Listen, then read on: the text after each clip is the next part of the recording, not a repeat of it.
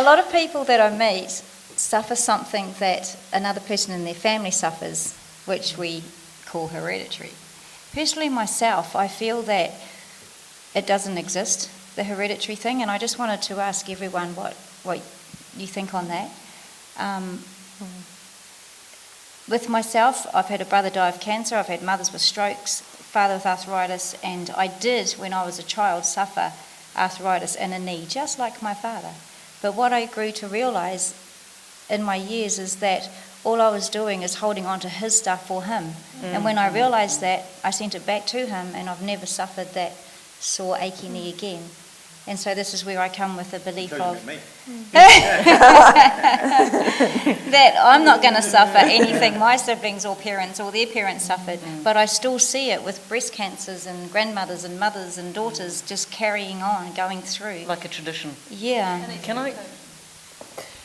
I touched it in what I spoke earlier. I touched on aspects, and aspects can be belief systems. In our families, we have belief systems like health. And again, using my own family as an example, most of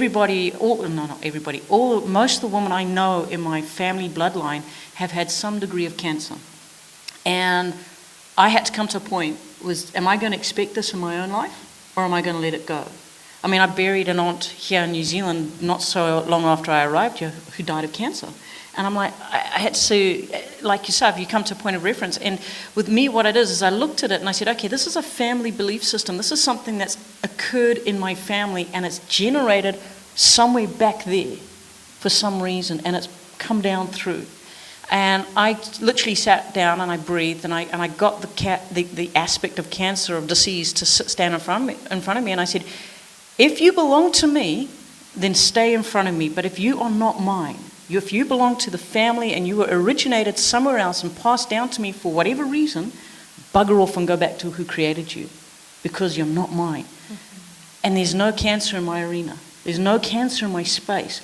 So what I did for myself is I took authority over that particular belief system, and I looked at it and I said, if you're mine, then I'm going to take ownership over you, and I'm going to deal with you how I know how to do that, which is to integrate it, to love it, to bring it into myself and accept the fact that I created it at one time, but I don't have to actually accept it. I don't actually have to fulfill that in my life. I can put it to bed, so to speak. But if it's not mine, if it is a family heritage, if it's a family thing that's been passed down through the bloodline, you can ask it. You can say, well, are you mine, as in my energy? Have I started to believe in you enough to own you?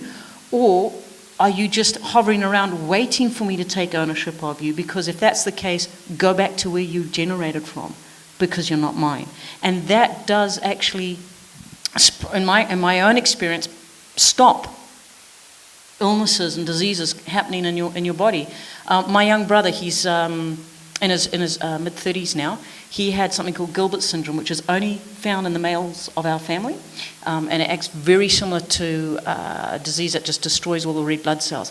He also had the same choice. He could have died from that, or he made a decision, and he took responsibility for what was his, and he owned it, and the rest he said, this doesn't belong to me, and he cut the ties in the blood. And that sometimes is how, just what you've got to do. You've got to literally see yourself cutting the ties from generations back.